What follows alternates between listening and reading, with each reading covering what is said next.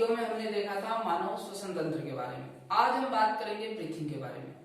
अब ब्रीथिंग की सबसे पहले हम देखने वाले हैं मैकेनिज्म। अब ब्रीथिंग की मैकेनिज्म की यदि हम बात करें तो ब्रीथिंग में दो स्टेज इन्वॉल्व होते हैं। कितने स्टेज इन्वॉल्व होते हैं? दो। एक होता है इंस्पायरेशन और एक होता है एक्सपायरेशन। इंस्पायरेशन को हिंदी में बोलते हैं अंतः श्वसन और एक्सपायरेशन को हिंदी में बोलते हैं निःश्वसन। अब इंस्पायरेशन में क्या है? एटमॉस्फेरिक जो एयर है, वातावरण की जो वायु होती है वो हमारे लंग्स में प्रवेश करती है, तब हम इसको क्या बोलेंगे? इंस्पायरेशन। और जब एयर वापस लंग्स से एटमॉस्फेयर में आती है तब हम बोलते हैं उसको एक्सपायरेशन। क्या बोलेंगे हम इसको? एक्सपायरेशन। अब यदि हम एयर की बात करें तो जो एयर होती है वो अधिक दाब से कम दाब की ओर जाती है। एयर किधर जाती है? अधिक दाब से कम दाब की ओर। अब यदि हम इंस्पायरेशन की बात करें तो इंस्पायरेशन में जो एयर है वो हमारे लंग्स में जा रही है। मतलब एटमॉस्फेरिक एयर का जो प्रेशर है वो लंग्स के कंपेयर में एटमॉस्फेयर में ज्यादा होना चाहिए, तभी जो एयर है वो लंग्स में जाएगी। तो इसके लिए यहाँ पर होता क्या है? सबसे पहले होता है डायफ्राम में कॉन्ट्रैक्शन। सबसे पहले क्या होता है? डायफ्राम में कॉन्ट्रैक्शन होता है, डायफ्राम में संकुचन होता है। डायफ्राम क्या है? एक मसल्स है। डायफ्राम क्या है? एक मसल्स है। नॉर्मली ये डोम शेप होता है, जब इसमें कॉन्ट्रैक्शन होता है तो ये फ्लैट शेप हो जाती है, इसी नीचे झुक जाता है। अब डायफ्राम में जब कॉन्ट्रैक्शन होगा तो एंटीरियर पोस्टीरियर एक्सिस में वॉल्यूम बढ़ेगा। एंटीरियर पोस्टीरियर एक्सिस में जो वॉल्यूम है वो बढ़ जाएगा। अब इसके बाद क्या होगा? एक्सटर्नल इंटरकोस्टल मसल्स में भी होगा कॉन्ट्रैक्शन। जब एक्सटर्नल इंटरकोस्टल मसल्स में कॉन्ट्रैक्शन होगा तो ये ऊपर उठेगी, ये ऊपर उठती है और साथ में हमारा जो स्टर्नम है वो भी ऊपर उठता है। तो इससे क्या होगा? जो वॉल्यूम है वो डोर्सो वेंट्रल एक्सिस में वॉल्यूम बढ़ेगा, डोर्सो वेंट्रल एक्सिस में वॉल्यूम बढ़ जाएगा। अब दोनों ही कंडीशन में क्या है? वॉल्यूम बढ़ रहा है, दोनों ही कंडीशन में वॉल्यूम बढ़ रहा है। और जो वॉल्यूम है वो प्रेशर के कैसा है? इनवर्सली। मतलब वॉल्यूम बढ़ेगा तो प्रेशर कम होगा। अब ये जो प्रेशर है वो कम किसके कंपेयर में होगा? एटमॉस्फेरिक प्रेशर के कंपेयर में ये लंग्स का कम हुआ है। तो इससे क्या होगा कि जो एटमॉस्फेयर की एयर है वो लंग्स में आ जाएगी, क्योंकि यहाँ पर लंग्स का जो प्रेशर है वो कम हो गया। इसी प्रोसेस को हम क्या बोलते हैं? इंस्पायरेशन। अब एक्सपायरेशन की बात करें तो एक्सपायरेशन में क्या होगा? जो डायफ्राम है, डायफ्राम वापस रिलैक्स हो जाएगा, तो डायफ्राम वापस अपनी जगह पर चला जाएगा, डोम शेप हो जाएगा और एक्सटर्नल इंटरकोस्टल मसल्स और स्टर्नम वापस अपने स्थान पर चले जाएंगे, रिलैक्स हो जाएंगे। तो इससे क्या होगा? थोरेसिक कैविटी का जो वॉल्यूम है वो कम हो जाएगा। अब वॉल्यूम कम होगा तो प्रेशर बढ़ जाएगा। अब ये जो प्रेशर है वो किसके कंपेयर में बढ़ा? वातावरण के प्रेशर के कंपेयर में ये बढ़ा है। तो इससे क्या होगा कि जो एयर है वो बाहर चली जाएगी और इसी प्रोसेस को हम क्या बोलेंगे? एक्सपायरेशन। क्या बोलते हैं हम इसको? एक्सपायरेशन। अब यदि हम हेल्थी पर्सन की बात करें तो हेल्थी पर्सन में जो रेस्पायरेशन है वो पर मिनट होता है 12 से 16 बार। कितनी बार होता है? 12 से 16 बार। अब इसके बाद हम बात कर लेते हैं रेस्पिरेटरी वॉल्यूम और रेस्पिरेटरी वॉल्यूम और कैपेसिटी के बारे में। चलो सबसे पहले हम वॉल्यूम की बात करते हैं। तो सबसे फर्स्ट में देखो टाइडल वॉल्यूम। अब टाइडल वॉल्यूम क्या है? शॉर्टकट में इसको बोलते हैं टीवी। शॉर्ट में क्या बोलते हैं इसको? टीवी।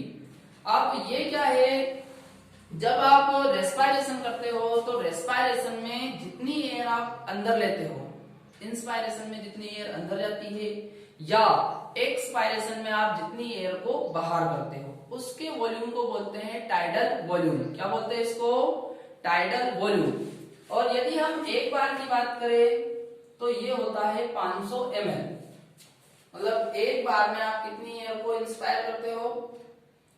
एक बार में आप कितनी एयर का इंस्पायरेशन करते हो? 500 ml।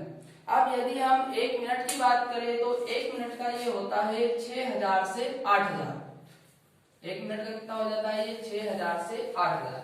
अब इसके बाद अगला वाला वॉल्यूम है inspiration inspiratory reserve volume, short में इसको बोलते हैं IRV। शॉर्ट में क्या बोलते हैं इसको? IRV। आप बलपूर्वक जितनी एयर को अंदर खींच सकते हो, बलपूर्वक जितनी एयर का आप इंस्पायरेशन कर सकते हो, उस वॉल्यूम को क्या बोलते हैं हम? IRV। क्या बोलते हैं इसको हम? IRV। और इसके यदि हम वॉल्यूम की बात करें तो इसका वॉल्यूम होता है 2500 से 3000। कितना होता है ये? 2500 से 3000। इसके बाद एक्सपायरेटरी रिजर्व वॉल्यूम। अब ये क्या है? आप जितनी एयर को बलपूर्वक एक्सपायरेशन कर सकते हो, जितनी एयर का आप बलपूर्वक एक्सपायरेशन कर सकते हो, उसी एयर के वॉल्यूम को क्या बोलते हैं हम? ERV। और ERV की वैल्यू की बात करें तो ये होता है 1000 से 1100। कितना होता है ये? 1000 से 1100। अब इसके बाद रेसिडुअल वॉल्यूम, शॉर्ट में बोलते हैं इसको RV। शॉर्ट में क्या बोलते हैं इसको? RV। अब एयर का ये वो वॉल्यूम है यदि आप बलपूर्वक एक्सपायरेशन करते हो, बलपूर्वक एक्सपायरेशन करते हो, तो बलपूर्वक एक्सपायरेशन करने के बाद भी एयर का कुछ वॉल्यूम लंग्स में रह जाता है, एयर का कुछ जो वॉल्यूम है वो लंग्स में रह जाता है, उसी वॉल्यूम को हम बोलते हैं रेसिडुअल वॉल्यूम। क्या बोलते हैं इसको? Residual volume. और ये कितना होता है? 1100 से 1200। कितना होता है? 1100 से 1200। अब यदि हम कैपेसिटी की बात करें तो फर्स्ट में देखो इंस्पायरेटरी कैपेसिटी। इंस्पायरेटरी कैपेसिटी की यदि हम बात करें तो इसमें इंक्लूड करते हैं TB plus IRV। TB plus IRV को काय में इंक्लूड करते हैं? Inspiratory capacity. उसके बाद एक्सपायरेटरी कैपेसिटी, तो इसमें इंक्लूड करते हैं टीबी प्लस ERV। किसको इंक्लूड करते हैं? TB plus ERV। उसके बाद functional residual volume, sorry capacity, तो इसमें हम इंक्लूड करते हैं ERV प्लस RV। काय को इंक्लूड करते हैं हम? ERV plus RV। अब इसके बाद वाइटल कैपेसिटी। वाइटल कैपेसिटी की यदि हम बात करें तो इसमें हम इंक्लूड करते हैं ERV, TB, IRV। इन तीनों को काय में इंक्लूड करते हैं? Vital capacity. अब इसके बाद लास्ट वाली कैपेसिटी है टोटल लंग कैपेसिटी।